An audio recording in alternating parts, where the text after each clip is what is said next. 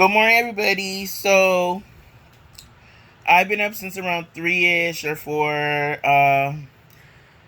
I woke up a little after when I was supposed to take my pill, so I took that, and then someone had called me before, um, but I missed their call, so I'll just wait. I text them since I was up, so I'll see when they call me back and everything. But since I was up about maybe 30 minutes or hour ago, I decided to watch episode 1 of the Netflix um monster, the Dahmer story show. It's like I think it's a little mini series. Um, I watched episode 1. Episode 2 was about to start, and I was about to just keep watching, but I was like, let me talk about episode 1 first. Now, before I start, me and my friend, we watched the movie at our house, Dahmer, the one with Jeremy Renner, and so that's the only one I've really seen. But I've read about the case. I remember seeing footage when they were bringing the stuff out when it happened, being young and seeing it on TV. So it's like I'm familiar with the Dahmer thing. I'm still kind of questionable on his what the motivation was. I mean, what he was getting from it. Like he said, he wanted. I watched a documentary on him, and he said that um his turn on was like total submission, like that he could make them do what he wanted. But if they weren't alive, or if they weren't in the right mind, and if they were like completely out of it or whatever, they would be more easier to control. And I always was like, well, why don't you just tell them beforehand, like, want to role play or whatever, and then when the sex is done, everything goes back to normal. But I think for someone like him and his mindset or his mental state, I don't think he was found criminally insane. That's the thing. I don't know. I gotta look all that up. I don't think he was found criminally insane. That's why he was in a regular prison instead of like a mental prison type thing when he got killed. But yeah, they put mentally ill people in regular prisons, but if you're found like that you were insane when you did it and stuff, or you weren't in your right mind, they put you in like it's a prison still, but it's like more like a mental like facility prison thing. You're locked away. It's kind of like the guy who shot Reagan. He was in like I mean, his family I think had money, so it was a little different, but um, it's like you know um I'm not sure what happened with the Dahmer thing. I think they found that he knew what he was doing, because you know how when they're in jail and everything, they interview him and they try to see where their head was at, and they can kind of tell when they're acting or trying to act crazy and stuff. So, some people may get away with doing all that with certain doctors, but they usually couldn't tell. Okay, but you were aware that this and that. They ask him certain questions, I guess. So Dahmer, okay, he, I don't understand. Like I said, I kind of don't understand what he got from it, but from doing that, he said he wanted to be next to the corpse or the person and not. He didn't want them. I guess like with his first, when he finally realized what he was into sexually and all that, he was gay, but his dad was like, I don't accept that kind of thing. I don't think he ever came out to his dad, but like it was like his dad even said on an interview that, yeah, I would have probably got him sent somewhere so they could like zap it out of him, this and that, because that was really religious, and so he had to repress those feelings. So he would drink a lot even from a young age, because he had these, not only because that was like about the 70s, right? So you still were kind of seen as just damaged if you were gay. So he had those urges, those feelings, and then he also had these kind of like desires to do it with somebody who wasn't there, like was kind of like out of it. And he said that he didn't want to kill the people, but it was like he was at the point where he had already put him under the drugged him.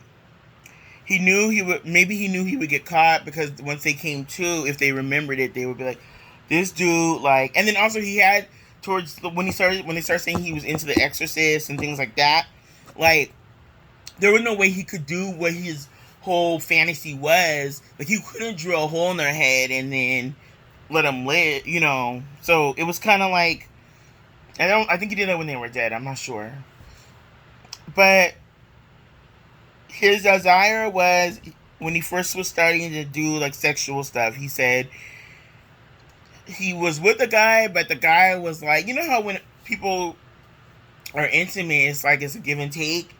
Well, his thing was I just wanted to receive. I didn't want the other. I didn't care about the other person's desires. I didn't care about the other person's what they wanted. I just wanted to focus on my pleasure. So it was like, and that that happens in regular dudes too. Just kidding.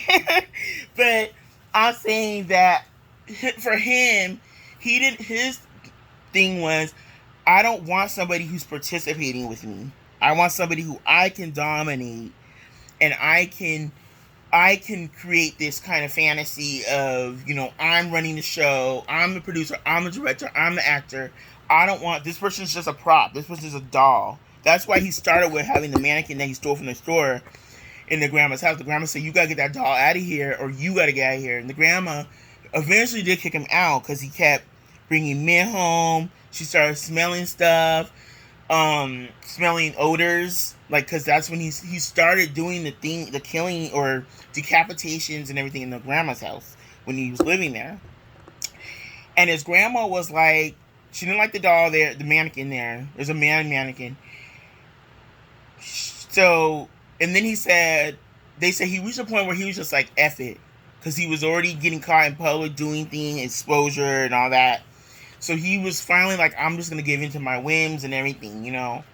And he was still drinking a lot, everything like that to suppress or maybe kind of like not feel think about those urges, which is because you know how if you get really drunk, it blacks you out.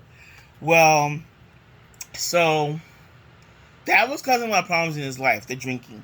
He dropped out, flunked out of school, college. He got kicked out of the army. He would have jobs, but his alcohol budget would take the money for the rent. So he would have to always bounce back and forth to the grandmas, the parents, stuff like that. So this Netflix series starts the last victim, the victim that survived, Tracy, I forget his last name. Now, in the Dahmer movie with Jeremy Renner, it was a totally different thing. Okay, the vibe was different.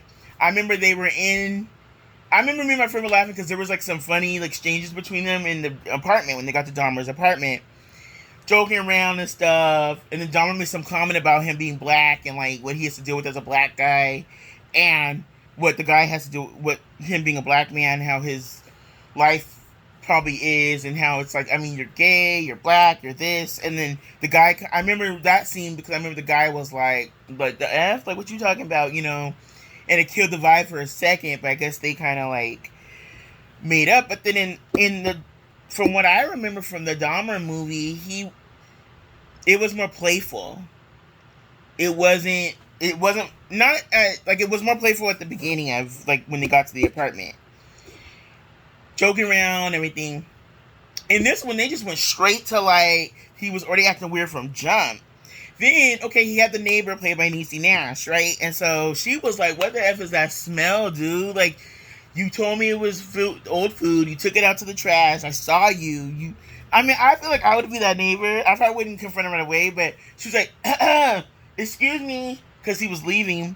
She's like, your apartment stinks. I'm always hearing weird noises, like chainsaws going off, or things like that.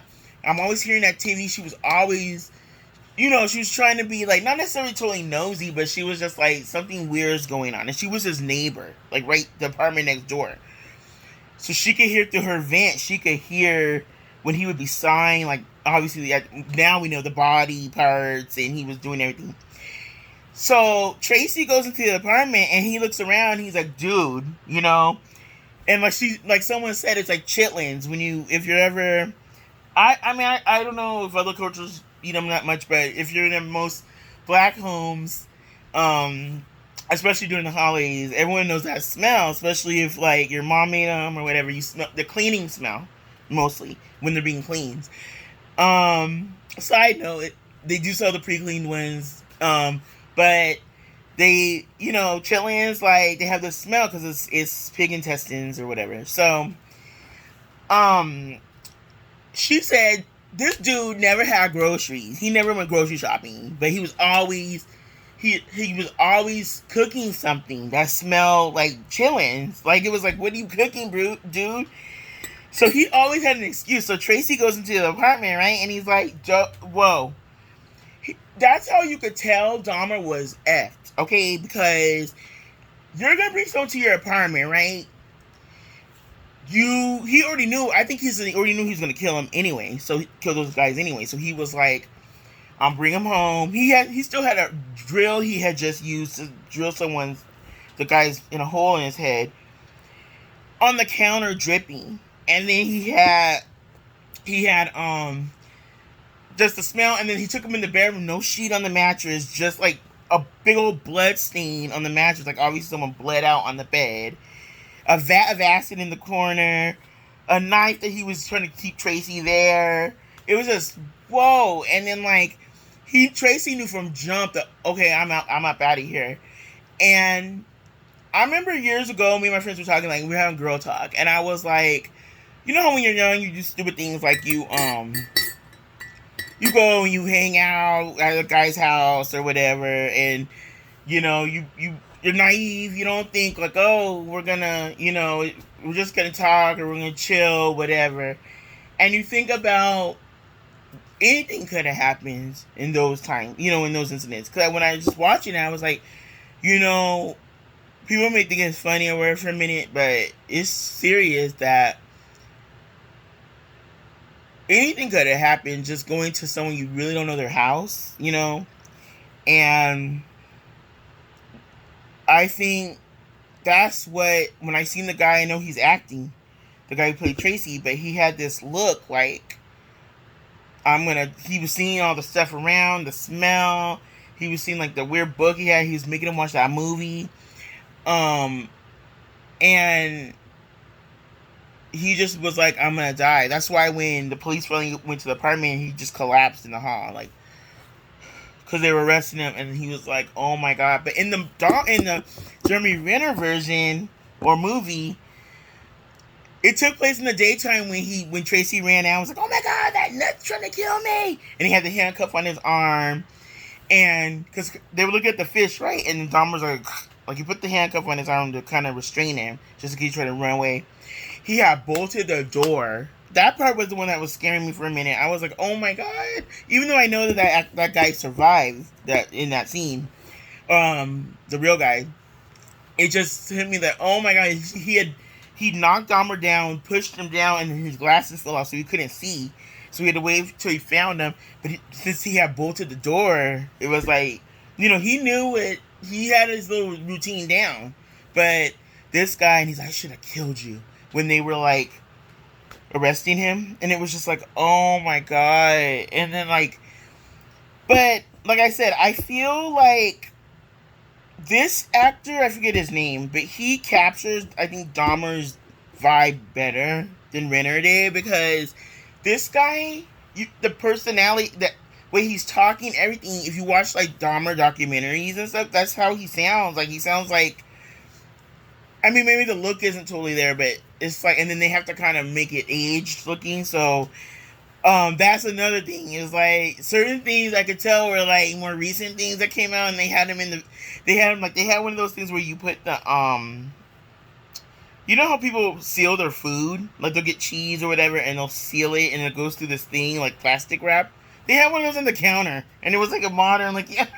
And then they had a little Honeywell fan, like the one I have in there is like, bruh. But those are just little things I noticed because I watched like the little bonus features on DVDs like I used to. So I would like notice little, and they have like the old school looking things, but then you can see like certain things that are like that's like came out in 2000.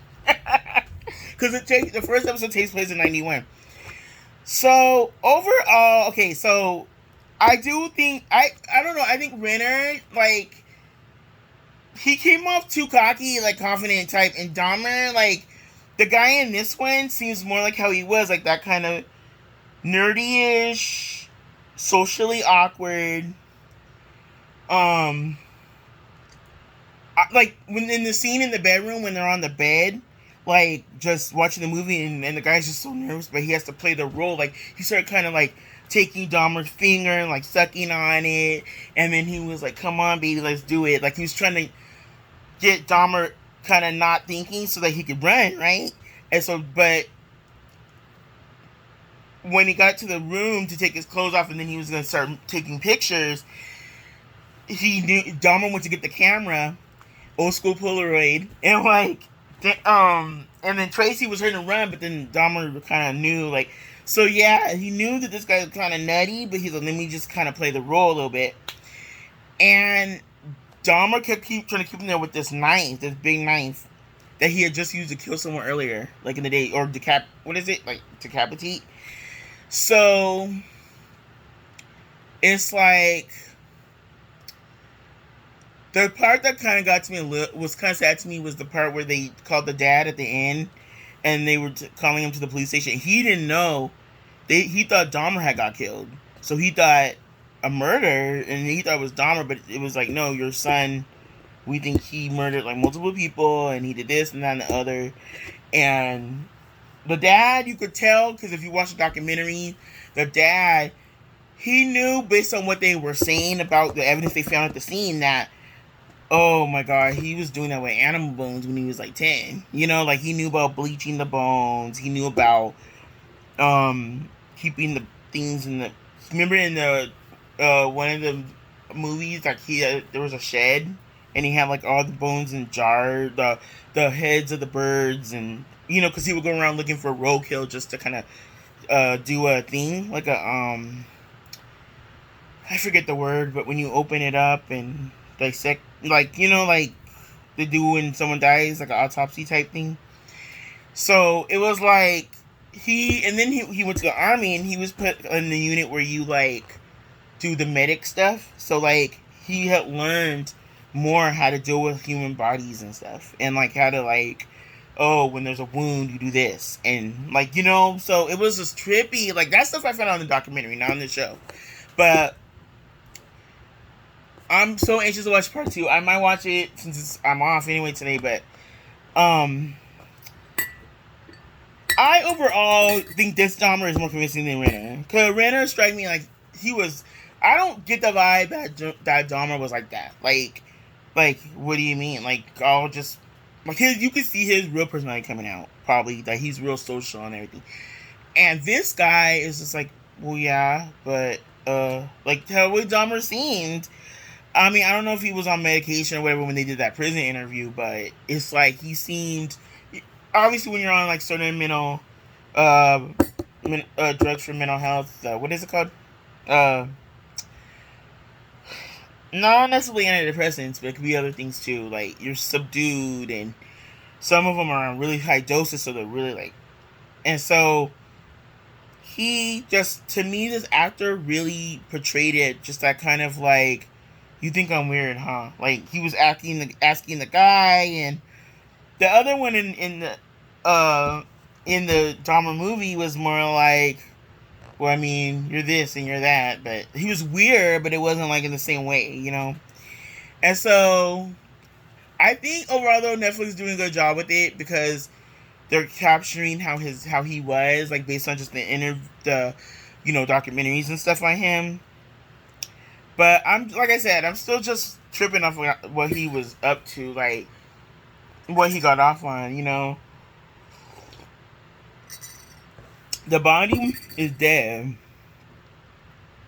So he said his first time that he started having those thoughts was when he was younger, and he was like, he saw this guy running that would run every day because his family owned like this house on this big lot of land, and so he would see this runner, and he said, I'm gonna go, and then I'm gonna like knock him on the head and just lay next to his body, and then I guess play with himself or whatever.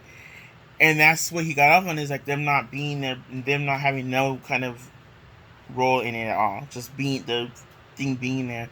And then he would start cannibalizing later. He would start eating them. And that part scared me in the show, when he was like telling Tracy, let me listen to your heartbeat. And then he would just go this thing, and you can see Tracy kind of playing along, like, okay, and you can see like a teardrop, like, because he knew, he's like, oh my god, I don't know what I'm doing here. And he's listening to his heart. I just love, he's all, oh my god, it's racing.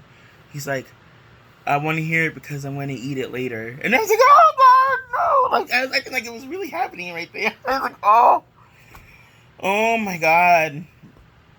It just sent chills on my spine, like, that part. And like, it's like, I don't know. It's just, I was agreeing with the neighbor, though. I was like, this dude, and not only the incident when he finally got arrested, but Dahmer had like multiple get out of jail free cards. He freaking got pulled over when he was 18, and this cop with his first victim's body parts in the back seat. And this cop pulled him over one night and was like, "What are you doing out this late?" And he was like, I just cleared my head." And then he's all, "Well, what's that in the back seat?" And he's like, suspicious as hell, suspect as hell. But this cop's just asking him, so the guy is like, "Oh, those are just things from the line. I'm taking to the dump." Okay, it's midnight. You're going to the dump with just stuff from the yard. Like, come on. So then he's like, get your A home and get off the road. He's all, "You're 18. I'm not gonna f you up right now, f up your life right now. Go home." Because he was acting weird as it was. So then, and he was probably like slightly intoxicated or whatever. I forget what it was. But I remember watching that movie with my friends, and we were all pissed because we were like, good and well, if I had been black, he would have been no questions asked. Get out the car. I'm looking through all your bags. I don't need an F search warrant. Get the F out. And we all know, I was pissed at the time because I was like, the F, like, that was the first time where it was like, I'm not saying the police can just instantly just go in the bag, but I'm saying he was suspect as hell. He would basically scream from the rooftops, "Look at him, I'm driving erratic, I'm acting crazy, I have stuff in my back seat." And then people in the comments were saying that too on something I was watching on YouTube. And then this guy, and then another time, he would just get slaps on the wrist. But that was kind of norm back then with any kind of criminal back in the day, from just what I've watched and read. Things these days, you probably would get a little longer. Then they would just give you slap on the wrist and say, okay, you get to still work at, because he worked at that chocolate factory. Remember mixing the chocolate? And he was in jail for overnight. He had to be in jail, but he could still keep his job at the chocolate factory. So that's like, it's a different kind of release than the regular kind of jail where we're just in there and you don't get out until you get out. I forget what they call it, but work release, I think. So it's just like, I don't know. I don't know if he would have been caught or anyone knew, because no one knew. The dad was like, he knew there was something off, and that was what was kind of effed up at the end of the episode 1, when he was crying, he was starting to cry after the detectives left the room, because he was like, because he knew, oh my god, he knew based on what they found at the scene and what they told me they found at the crime scene, that this is all stuff some of it I had seen before in what he was doing with animals, so I know he had to have done it. And how did he get this far? How did it go this far? What did I do? What did his mom do? It's just, you don't know he's thinking that scene, but it was kind of sad. I know people have mixed feelings about the parents, but I'm one of those people from the school of, I feel you can't blame your parents for everything, and even Dahmer was like, everything I did was me. It's not that, the parents were great or perfect, whatever. The dad, he was like like a PhD kind of dude, and he was never really home as much, and then the mom had mental issues. And so there was probably contributing factors to why he felt, whatever, but maybe he didn't feel like he would be accepted, but there's people who go up and do things, and they came from families where the dad was always there, the mom was there, like, so you never know, I don't know. Some people are just like, no, he was a shitty dad, and I'm like, I mean, I just don't agree with that kind of stuff. I feel like, yeah, I'm not saying everyone gets, you know, the greatest scenario with their parents, but I kind of come from like that thought of parents do the best they can in the average sense, in the average situation. They do the best they can. I don't think there's a rule book for that, you know. And the dad did try to get him help when he was sentenced for doing something to that boy when he tried to fondle a little boy, take pictures of him like a teenager, and the guy got away. And Dahmer did I think 6 months for that. I forget. And the dad wrote a letter to the judge saying he's alcoholic. He's gonna get released soon. I don't know what he's gonna. This is back like when he was maybe 21, 22. He's like, I don't know what he's. Basically, you guys are gonna release him, and then it's just like gonna be the same thing or worse because he needs treatment. He's not, you know, and the judge didn't do anything. The judge didn't make him do order him what is it called? Alcohol. What is it? Treatment or therapy or anything psychological. I forget. But the dad was kind of like he was trying and he couldn't really do anything himself because he was an adult then. But he was like, "Can you order him to do this? Because otherwise he won't do it. Like he'll just be like, I don't want to go to Alcoholics Anonymous. I don't want to do this." He tried with him. So I feel like say what you will about his parents, but it's like I don't feel like you can blame the parents for that. It's like he was doing it. He knew he said he had urges from when he was young. He needed psychological help, but I don't know if what it could have changed or done. Because it was just like I was watching about another guy one time who he said, next time I'm not going to leave a witness. And that's kind of where their mindset probably gets too. Like, I got caught twice already. I'm not leaving no witnesses next time. You just never know what you're dealing with,